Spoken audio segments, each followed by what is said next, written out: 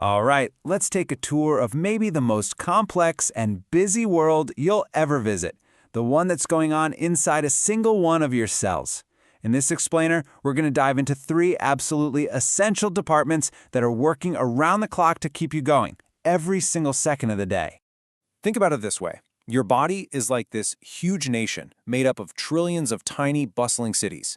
And every single one of your cells is its own metropolis. I'm talking factories, power plants, sanitation crews, the whole shebang, all working together in perfect harmony.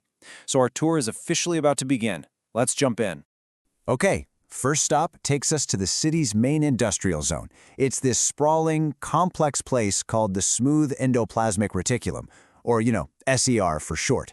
This is where all the action is for making essential goods and getting rid of hazardous materials.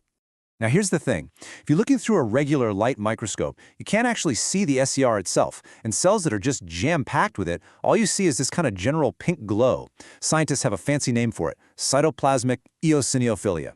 It's kind of like flying over a city at night. You see the bright glow from the industrial park, but you can't make out any of the individual buildings. And check this out. This shows you the incredible difference that technology makes. On the left, that's the vague pink glow we were just talking about from a light microscope. But on the right, whoa. With a powerful electron microscope, it's like the fog just lifts, and all of a sudden you can see the incredibly detailed machinery of the factory floor. So, what are we even looking at here? Well, the SER is this huge, interconnected network of tubes and little sacs they call vesicles. Think of it like a massive, tangled system of pipes and containers winding all through the cellular city. And the key thing to remember is that its surface is smooth. That's what makes it different from its cousin, the rough ER. So, what's this factory actually making? It's got a few really critical jobs on its plate. It's cranking out lipids like phospholipids and cholesterol. These are the actual building blocks for the city's structures. It's producing steroid hormones. In your liver cells, it's busy storing up energy as glycogen. And super important, it's also the detox center, neutralizing nasty stuff like alcohol and drugs. Oh, and in your muscles, it's in charge of regulating calcium, which you need for every single muscle twitch. Of course, a factory this busy needs a ton of power, and so does every other part of our cellular city, for that matter. And that brings us to our next stop, the power grid, the power plants, the mitochondria. You've definitely heard this phrase before, right? It's the classic line, the powerhouses of the cell. And you know what? It is absolutely spot on. The main job of mitochondria is to produce something called ATP. You can just think of ATP as the universal energy currency. It's the juice that fuels pretty much every single thing that happens in the cell. So let's zoom in on one of these little power plants. You can see it actually has two separate membranes, a smooth one on the outside, and then an inner one that's all folded up on itself. And those folds, they're a really key feature. And they've got a specific name. They're called cristae. And here's what it looks like in real life. This isn't just some diagram from a textbook. It's an actual image from an electron microscope. You can see those inner folds, the cristae, just packed in there super tightly. It's a really stunning, organized little structure. So, what's the deal with all these folds? Well, it's a brilliant piece of biological engineering, really.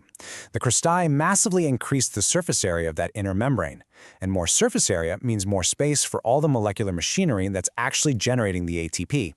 It's just a simple, super elegant way to get the most bang for your buck energy-wise.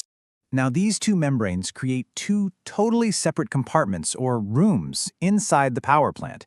You've got the intermembrane space, which is that skinny little gap between the outer wall and the inner wall, and then you have the very center, the inner sanctum, which is called the matrix. And this is where it gets really, really cool. Inside that matrix, you find something you might not expect. Mitochondria have their own unique DNA and their own ribosomes. That means they can actually build some of their own proteins right there on site. They have this little bit of independence from the cell's main command center, which is a big clue about where they came from way back when. So that unique DNA, it kind of begs a question, right? We get our main DNA blueprint from both of our parents. But where did your mitochondria come from? The answer is, you got every single one of them from your mother. It's wild, right? When a sperm and an egg fuse, yeah, they both contribute nuclear DNA to the new embryo. But only the egg cell contributes its cytoplasm, and that's where all the mitochondria are hanging out.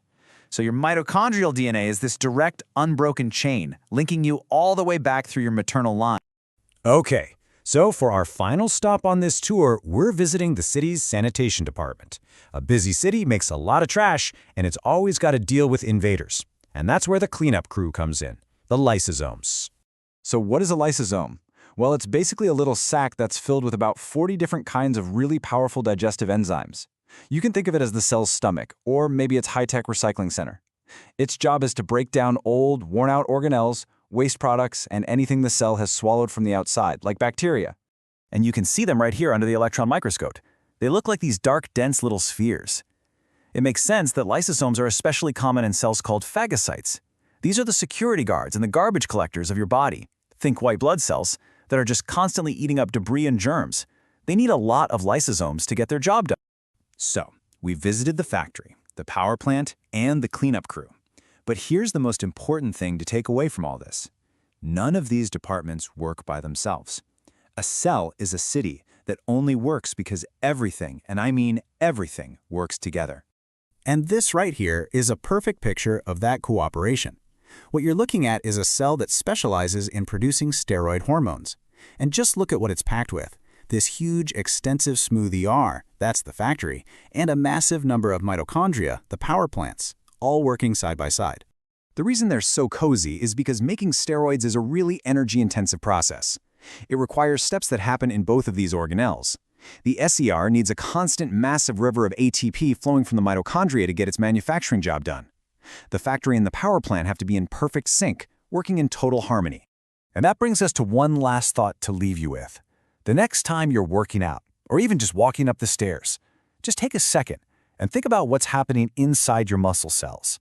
To make those muscle fibers contract, which of these organelles we just talked about are being pushed into overdrive? The answer, of course, is all of them, working together in this incredibly beautiful and coordinated dance that makes movement and life itself possible.